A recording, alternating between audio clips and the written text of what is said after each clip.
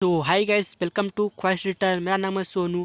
और गाइस, आज की नई एडिटिंग में गाइस कुछ इस टाइप से फ़ोटो एडिटिंग करने वाले हैं। ब्लू एंड ऑरेंज की फ़ोटो एडिटिंग गाइस, जो कि देखने में गाइस कलर काफ़ी हैंडसम लग रहा है गाइस। ठीक है, सो गाइस, अगर आपको भी इस तरह से फ़ोटो एडिटिंग करना चाहते हो तो गाइस वीडियो को शुरू से लेकर लास्ट तक जरूर देखना।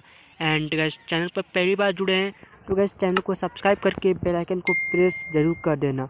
और गाइस, अगर वीडियो पसंद आता है तो गैस वीडियो को लाइक करना ना भूलें। तो गैस वीडियो को स्टार्ट करते हैं।